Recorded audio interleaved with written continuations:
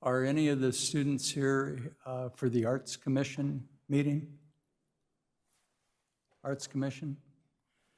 It's over in the Arts Commission is meeting over in the community room. This is going to be a Planning Commission meeting. We have very little to do with art, so.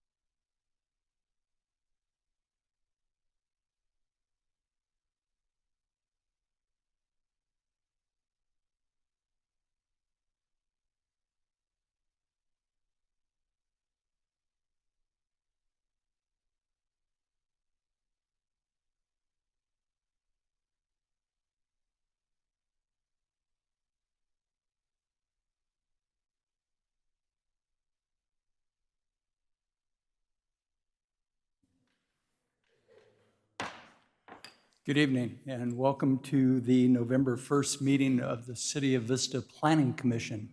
If you're here for the Arts Commission, they're in the community room across the plaza. So would you please rise and join us in the Pledge of Allegiance led by Commissioner Grimm.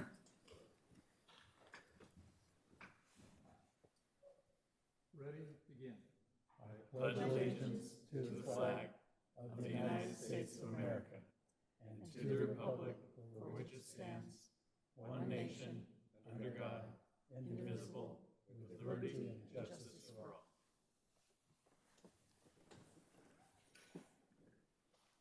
Thank you. Ms. Chow, roll call. Chairman Rossler, Here. Vice Chairman Grimm. Here. Commissioner Aguilera is absent. Commissioner Garrettson. Here. Commissioner Hastings. Here. Commissioner Looney. Commissioner Savage. Here. Student Commissioner Herrera. And Student Commissioner Childs. Very good. Thank you. Commissioners, you've been provided minutes from our October 18th meeting. If there are no changes, can we hear a motion to approve? Commissioner Garrettson. I move to approve the minutes as written. All right. Is there a second? Commissioner Hastings? Second. Very good. Commissioners, it's been moved and second to approve the minutes of our October 18th meeting. Please cast your vote and lock it in. And the minutes are approved unanimously of the commissioners present, 6-0. All right, moving on. Any changes to the agenda tonight, Ms. Chow? No agenda changes tonight, thank you. All right.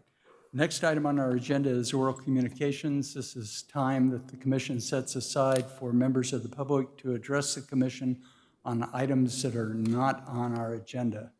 I have no speaker slips. Anyone wishing to address the commission? Seeing none, we will move on to our first public hearing. I only have one speaker slip. If you'd like to address the commission during the public hearing, you need to fill a slip out and provide it to Ms. Chow. We will have a staff presentation. We'll have additional comments from the applicant. We'll open it up for commissioner discussion. I'll then open the public hearing and close the public hearing after all testimony, and then we'll have a decision from the commission. So the first item on our first public hearing tonight is Curo Pet Care in the Sun Road Plaza. Mr. Mangasarian, I believe the staff report is yours. Thank you. Good evening, Chairman Rossler, commissioners, staff, and members of the public. It is my pleasure to present to you tonight a request for a special use permit for Curo Pet Care, with small animal clinic located at 445 Hacienda Drive, Suite 200, planning case number P22-0285. Proposed project is a request for a special use permit to allow for the operation of a small animal clinic located at 445 Hacienda Drive, Suite 200. Tenant improvements are proposed for a 3,600 square foot commercial tenant space. Hours of operation are proposed to be 6 a.m. to 10 p.m. daily. Business will employ a total of 15 employees, but only 8 employees per shift. Approximately 20 to 30 outpatient appointments for services include examinations, vaccinations, surgeries, dentistry, and urgent care. The zoning for the property is C1 commercial, and the general plan land use designation is general commercial. Project is located within the Sun Road commercial development, which includes 4 drive-through restaurants and inline commercial retail space. This is the existing site plan and the proposed location of the Curo Pet Care, highlighted in red. This is the proposed tenant improvements, which includes the examination rooms, treatment room, waiting room associated with a small animal clinic. Small animal clinic is allowed in C1 commercial zoned areas, subject to issuance of a special use permit. The primary consideration for approval of the special use permit is the compatibility of the proposed project and use with surrounding land uses. The proposed use in the manner to be conducted is permitted in the applicable zone and will conform to applicable federal, state, and local laws or regulations. The proposed use is consistent with the general planned land use designation. Staff's recommendation is to adopt a resolution approving the special use permit for the establishment of a small animal clinic to be located at 445 Hacienda Drive, Suite 200. That concludes staff's presentation. I can answer any questions you have. The applicant is here as well, but they do not have a presentation. Very good. Commissioners, any questions for staff? Commissioner Grimm. Yeah, is this a company that's going to come in, is it associated with a chain of similar clinics, or is it just a private? I believe it is a chain. If Lisa, if you would like to answer some of the question.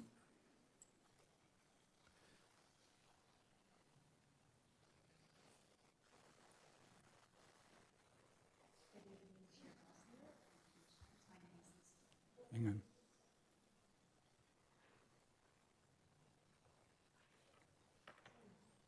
How about that?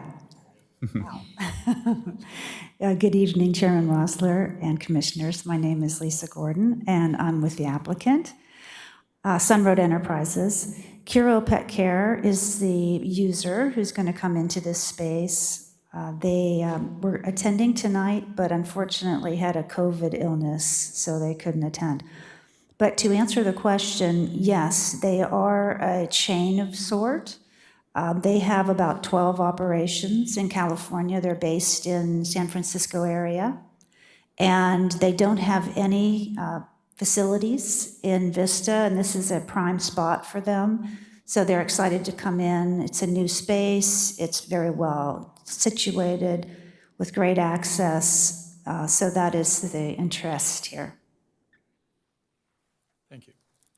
You're welcome. Hang on. Okay. Commissioner Garrettson? Yes, I have several questions. Is this going to take up that whole 3 suites or just 1 suite?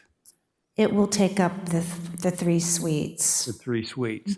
So basically, we're going to have the animal clinic next to a hamburger joint. That's correct. There's no problem there with just perception, not to mention aesthetics. And I have, the questions like, where's the exhaust system go? Because I'm assuming that if you're having surgery of animals in there, there's going to be some infection involved. So where does the trash go? Where does the exhaust system go? So I can answer that question. So staff did review the project, including with the building official. They'll have to pull the proper building tenant improvement permits, subject to California laws and regulations. As far as the business being a permitted use in the zone, it is considered a commercial use in a commercial zoned area. So staff didn't see any issues with this project coming in, being located next to the Habit Burger Grill. You don't see any compatibility issues there? We did not, no. Okay. I assume you're going to be washing pets. Is there a special way for the water to run off? I believe it would all go into the sewer lines, if I'm not mistaken. They do have a pet station for washing if the need arises. And is there any special sound barriers between the clinic and the restaurant next door in terms of noise from animals? It would just be the standard wall they have, dividing wall between the 2 suites. None are proposed at this time to improve that wall. Has there been any measurements? I mean, what kind of noise are the animals going to create next to the restaurant? A noise study was not required for this, so a noise study was not prepared for this project. All right, one more. You define this as small animals. Define small animals. It would be your typical dogs, cats, birds, household pets, if I'm not mistaken. That's correct. They really specialize in dogs and cats. So you don't see a conflict with people taking the pets, and there's only one parking spot in front that's not either handicapped or 15-minute parking. So they'll have to park in the surrounding parking areas, so they'll have to take the animals in the same route that the people are taking to the restaurant. That seems to me to be a potential conflict. Sick animals going across where people are going to a restaurant. They're crossing. They almost have to. There is parking that it's right now, there's some construction still going on for Panera, so it's not really used very much, but there is parking adjacent to the vacant pad that will be utilized. But that still takes you in front of all the animals in front of the restaurant. It would They will just, be As beside the they're restaurant. going into the clinic. They're going right in front of the restaurant and they're crossing. There is parking on both sides of that building, in front and towards the rear. If you're familiar with that site, staff believes there is ample parking and access to the suite. Wherever they anticipate on parking, staff didn't see any conflict for the pet care customers versus the Habit Burger Grill customers. Because they're going to be overlapping, because there's only one spot in front, so the Habit people are going to be parking in the same area where the people taking their pets Yeah. to the clinic will be parking. Yeah, I mean, if there's parking, they're averaging maybe 20 to 30 patients a day, so there is a waiting room.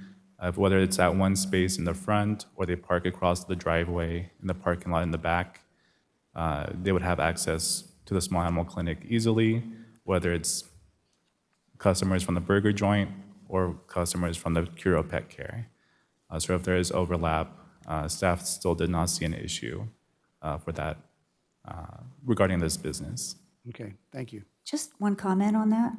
I spoke with the Habit organization and let them know that this hearing was going to take place and that the pet care facility was looking at going next door. And they were happy to hear that.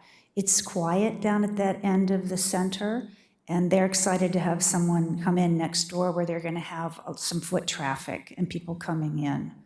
So just so you know, they are aware of it and they are supportive. Because the drive-through grows around the outside of the building. That's right. So therefore you have the pets who are going into the clinic coming across in front of the drive-through as well. The drive-through is you enter to the east of the building. So the cars drive by and then go in. And you can come in the secondary entrance and But it go goes all the way around the building. all the way around. That's right. All right, thank you. You're welcome. Commissioner Looney. Yeah, just a couple of comments, Gary, on what you were asking. For the air filtration systems, and I'm not sure if animal care comes under the same category, but under medical and dentistry, you've got to have a sophisticated air filtration system that before the air is exhausted. So that may or may not be applicable to what's going on here. Second thing, for parking, we've got 20 spaces at the east end of the parking area where they don't have to cross in front of Habit. And if the approximate count is 30 to 40 per day, and you've got 20 spaces there, I really don't see a problem with entrance because they won't be coming across Habit, because the entrance is at the very corner, at the southeast corner of the building. But the drive-through is. Yeah, but there's that's why they have this accessible parking, or accessible pathway, so they can get over there.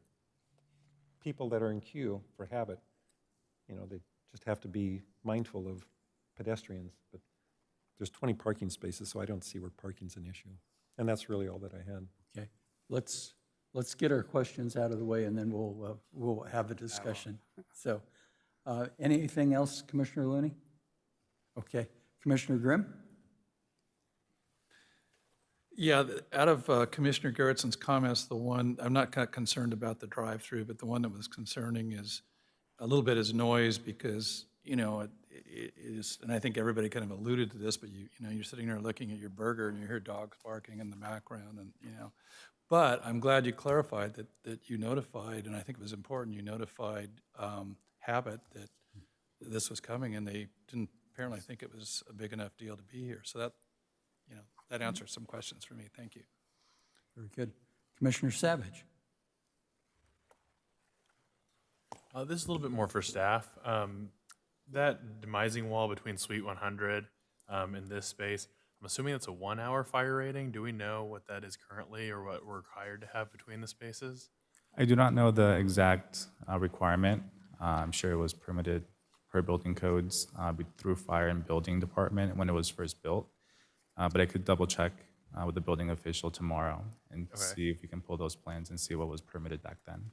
Yeah, I would just think that with the specialty, having medical gases, and having a cooking space next door, I think 2 hours might be something that we should put forward as a safety thing. I'm not sure if that's under our purview or whatever, but I think that's something to look into. Yeah, and when their tenant improvements do come in, fire will review the floor plan again, as well as building official, and to see if any more improvements are needed based on both uses. Sweet. Yeah, that's my only question. Okay. Did you still want me to follow up with you after? Yes, that'd be great. Thank you. Lisa, when do you think Panera's is going to open? Panera is supposed to open in about 2 weeks. Okay. I was out there today. They were waiting on some SDG&E work to be done, and lo and behold, the SDG&E truck was there today, and their lights were on inside and out. So that was a really good sign. All right. You'll recall 2 years ago when this came before the commission, we were very concerned about traffic and the 4 drive-throughs. As I recall, the 4 drive-throughs were supposed to generate 10,000 trips a day. I've been watching the Chick-fil-A seems to be under control, although they do back out a little bit into the parking lot, and the same with Starbucks. So are they working together on circulation and they're stacking lanes? Yeah, that's a good question. Chick-fil-A, they're professional when they deal with their drive-throughs. They have people that work with the iPads outside. When Chick-fil-A opened, they opened about 6 months after Starbucks did. We had them meet, and they discussed how they were going to organize the manager with Starbucks and the manager at Chick-fil-A, and they coordinated exactly how the traffic was going to work and who was going to take what drive aisle. So it's been working really well. Okay, no problems with traffic backing out into the public right-of-way? Not to my knowledge, and the tenants talk to us occasionally, and they haven't reported any issues. Okay, well, like I said, the commission ultimately ended up denying your application based on traffic, based on the information that we provided, and I'm not seeing what we were told coming to fruition. So anyway, that's beside the point. My only question dealt with dogs and cats staying overnight in the wards. Is that not a bunch of space devoted to it? Are there going to be very many pets staying there overnight? Curo reports that they are not a boarding facility, and they very rarely have pets that stay over. They report that their pets do come in for treatment and then they leave. They have, I think, just 1 cat cage in case a cat needed to stay over, and 1 or 2 dog cages.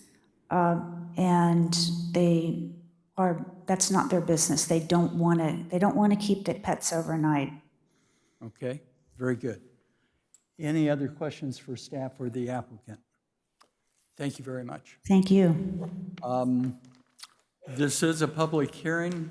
I have no speaker slips. Is there anyone from the public who wishes to address the commission on the application? Seeing none, we will go ahead and close the public hearing and open it up to commissioner discussion.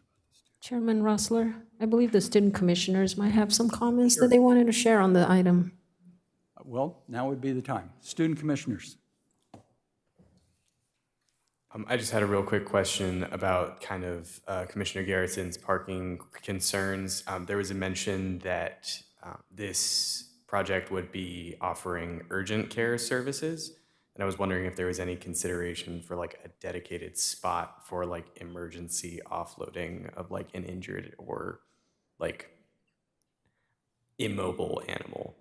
Like, because if all those spots are taken by habit customers, unloading a heavier dog from further back might be more difficult. We'll find out.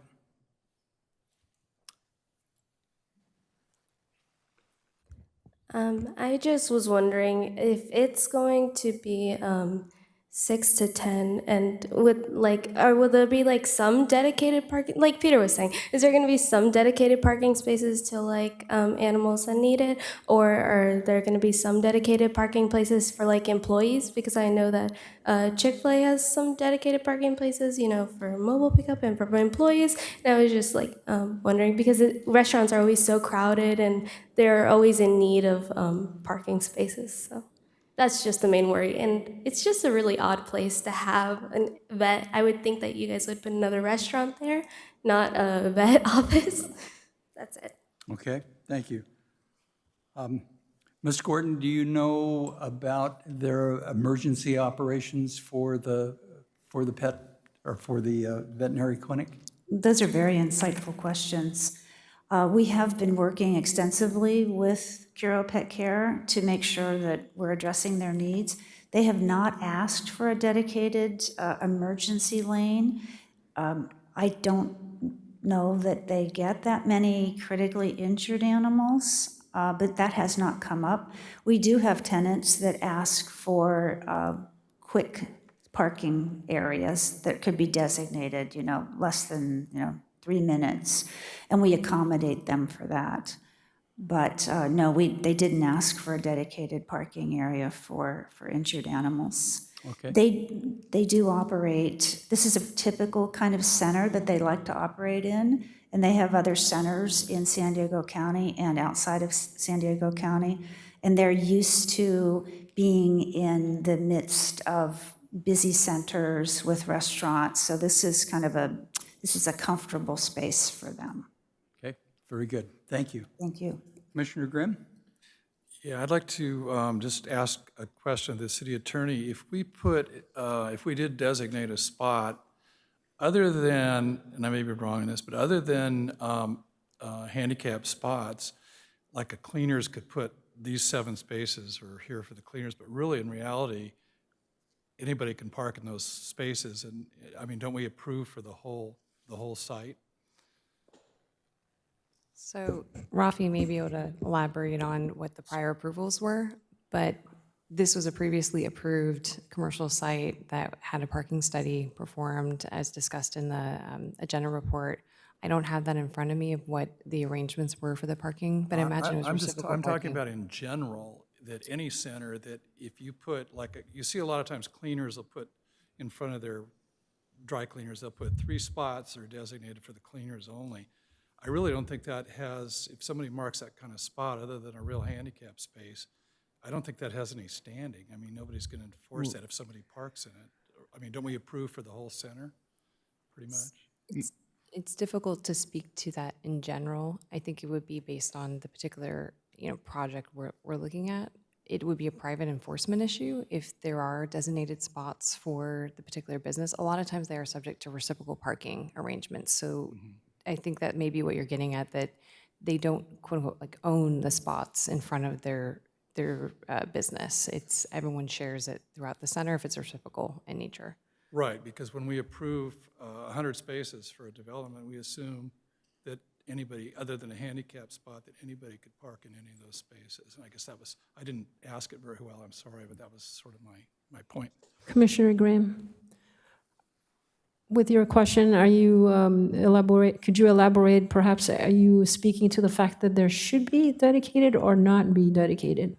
I'd rather see less dedicated spaces. For example, now, and I don't want to belabor this, but I go down to Lowe's, and there's dedicated spaces for everything, and you can't hardly find a space. So You're going to take my veterans' space away from me?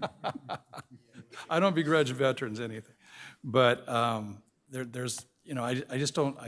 And again, this is something I was told a long time ago. It may not still be valid, but I was told that you really can't. I mean, you can mark it there, but it doesn't mean anything.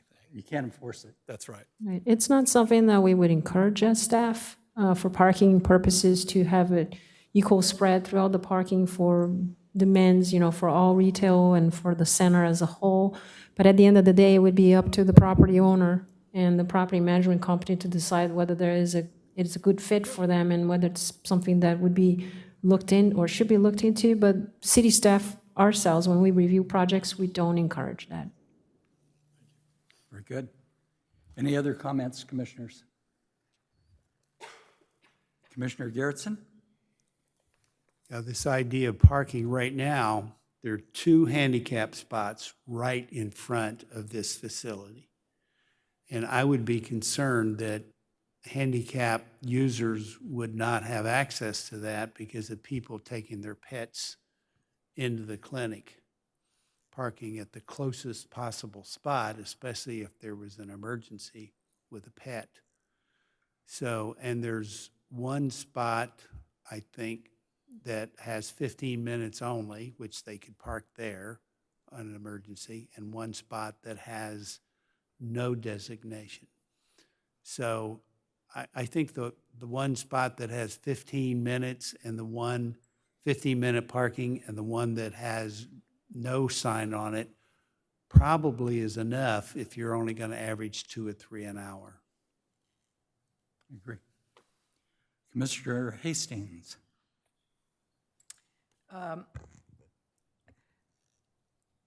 I sort of echoed your thought about the unusual nature of the placement of this, although I guess Sun Road feels that Curo knows what they're doing there, but I'm just trying to imagine what's their customer base that they're drawing from? Is it the people across Hacienda, or is it people driving down the 78? Seems to me that a small vet place like this tends to be a very community-oriented. Neighborhood kind of thing. Yes, thank you for allowing me to come back up. I think you hit the nail on the head. They are a community organization. They're looking to service a community, not so much people just driving by and noticing a sign and coming in. And they operate 12 other hospitals, and that is their mode of operation, to serve the community. So for me, the location somehow contradicts that logic. It just does, it seems like an odd placement. There are a number of residences, obviously. Across Hacienda, right? That's the... Correct, yes. And as you go further east, not so much as you go west, but certainly as you go further east. But they have it's usually a 5-mile radius that they use to draw people. So it would be across the freeway as well. And they're a branded name, so they're looking to capitalize on that name. Thank you. Welcome. Okay. Thank you. Commissioner Garrettson? Yeah, just one comment. This is going to have great visibility because you can see it from the 78 and has great visibility on the entrance to 78 from Vista Village Drive. So the entrance goes right behind this building. So that'll, I mean, in terms of marketing, it's a great location for that. Very good. All right. If there are no other comments, would someone like to make a motion?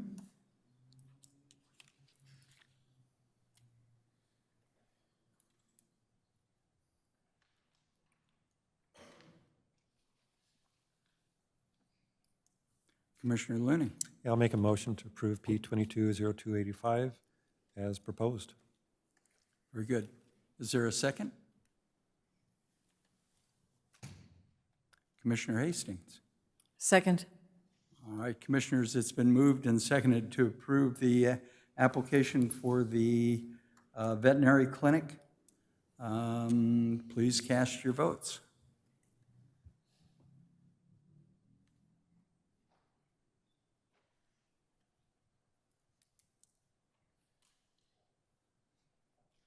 And the motion passes on a 5-to-1 vote, with Commissioner Garrettson voting no.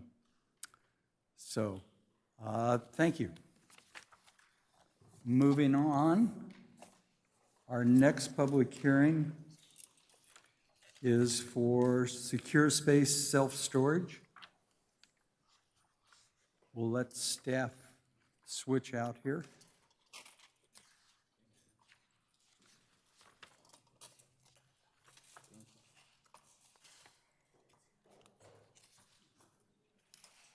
Got the walking wounded tonight for our staff. Yeah. I'm gonna have to talk to Patsy about how he's beating up on you guys. I'm concerned. Michael, the staff report's yours, I believe. Perfect. Thank you, Chairman Rossler, members of the Planning Commission. The project before you tonight involves a special use permit, a site development plan amendment for secure space self-storage. The application number is P22-0217. The subject site is located on the west side of Huff Street, north of West Vista Way. The site is addressed at 220 Huff Street. The site is 3.1 acres. It includes 2 legal parcels, and it's currently developed with the self-storage facility. The project before you tonight includes, again, a special use permit and a site development plan amendment, which would allow for the installation of 56 portable storage units within the existing self-storage facility. Each unit would include the dimensions of 10 feet in width, 20 feet in depth, and the height of each unit would be 8 foot 10 inches. All the units are prefabricated units built off-site, and the units would be installed in surplus parking areas. Here's a site plan that was included in the project application, which indicates a total of 34 storage units to be installed along the west property line, as well as 22 units being installed along the southerly boundary of the site. The units themselves, the design was chosen to complement the existing buildings on site in terms of color. The units will maintain a satin white sheet metal exterior finish with a slightly pitched metal roof, a dimensional fascia, as well as gray roll-up access doors. Here's an elevation of the units in regards to them being installed in a repetitive line. Again, 2 different areas. The units would be installed adjacent to one another. In terms of zoning, the project meets the height requirements of the C2 zone, which is a maximum of 35 feet. The units have been designed to be architecturally compatible with the existing buildings on site. The units have been integrated within the existing site layout and wouldn't be detrimental to the existing circulation pattern on site. There's adequate buffering and separation between the proposed units and the adjacent residential uses to the north. In regards to parking, our city code requires a minimum of 29 spaces pursuant to the square footage of the facility as a whole. The project site plan indicates a total of 31 spaces would be provided. With that, staff is recommending the Planning Commission adopt the attached resolution, granting an amendment to the previously approved special use permit and site development plan to install portable storage units within the existing self-storage facility at 220 Huff Street, including the memo in front of you tonight, which has a modified building division conditions. And that concludes staff's report. The applicant is here to introduce himself and to answer any questions you might have tonight. Thank you. Okay, very good. Questions of staff or the applicant? Commissioner Looney? Yeah, just one note for either the protection of, this is for staff. The report says the building height of 8 foot 10. The drawings show a building height of 9 foot 2. And so just to protect everybody's interest, we might want to change that to 9 foot 2. That's picked up on their elevations on sheet.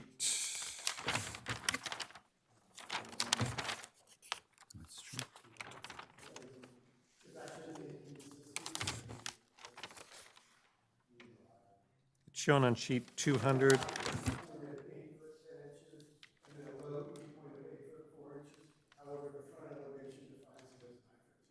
Yeah, so just Yeah, just so no one gets in trouble. I mean, no problem with the 9 foot 2 inches, but, so. And then another question, and it's kind of regarding the handout. There was also verbiage that talked about temporary portable buildings.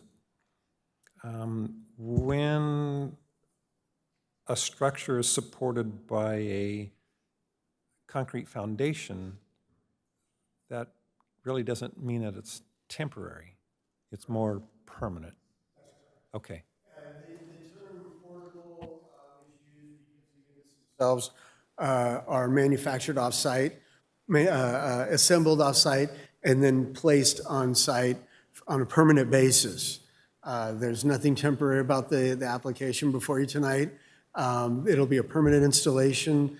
The memo before you requires there being a permanent foundation underneath the units so that there's affixed to a solid foundation and they're a permanent installation. Okay, yeah, so I thought I'd heard the word temporary portable buildings, and they're not. They're portable buildings. The initial plans showed temporary throughout the plan set. Staff did the best they could to eliminate that out of the plan Okay. set and has worked with the applicant to confirm that this is a permanent installation. So in fact, if they decided to remove these and program the space at another direction, they'd be required to come back to you for amendment to that special use permit in the site development plan. One last question. Yes, sir.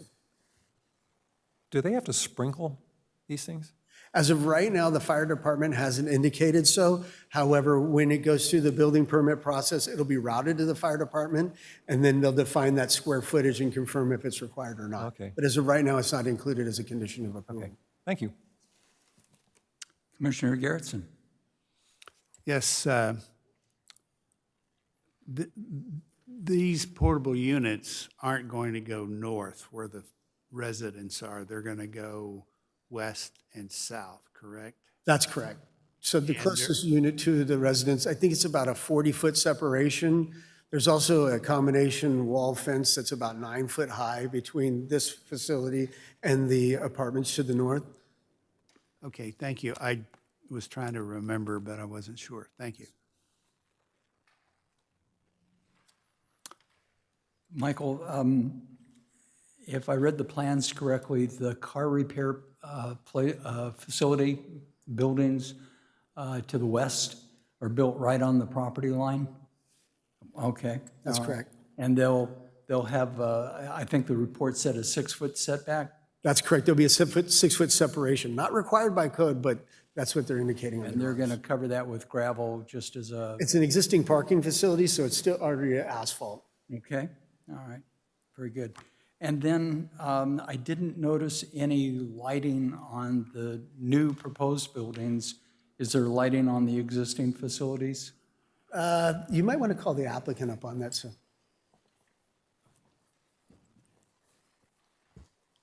Name and address for us, and Sure. Chair Rosaler, Commissioners, Mike Diakos from Insight Property Group. I'm part of the development team with the company.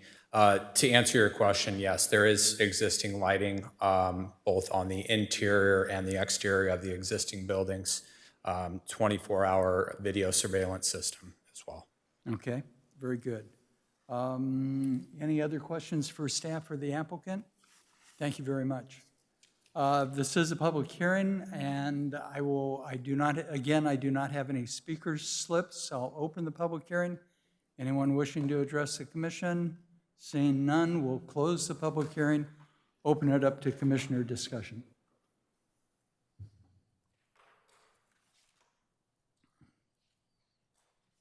Commissioner Grimm.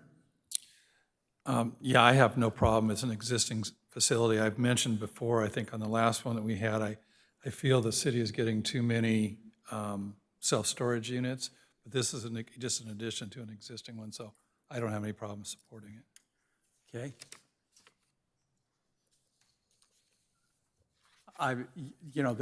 The architecture isn't exciting, but it can't be seen by anyone, so I'm fine with it. I had the question about the portability, and it's the construction offsite and the permanent installation, so that answered my question, and it sounds like they've got sufficient security and lighting. So if there are no other comments, would someone like to make a motion?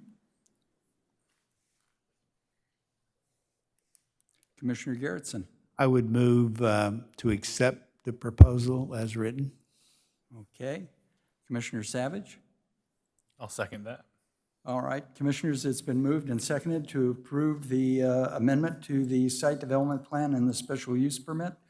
Please cast your vote and lock it in.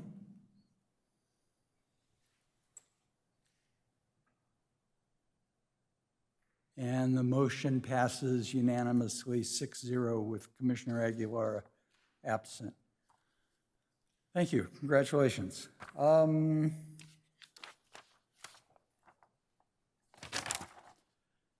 Any comments from the commissioners tonight? Patsy, your report? So our next meeting, December 6th, after Thanksgiving holiday, and those are quickly approaching. There'll be several items scheduled for that meeting. I believe that right now the count is 4, so Wow. it might be a busy meeting, the last meeting of the year. So Okay. be prepared. And just a quick one on Camino Largo. Some of you were asking about the status on that project. It will be going before the City Council on November the 15th. Okay. Thank you. Good. Any other comments or questions, commissioners? All right. We'll stand adjourned till December 6th at 6:43.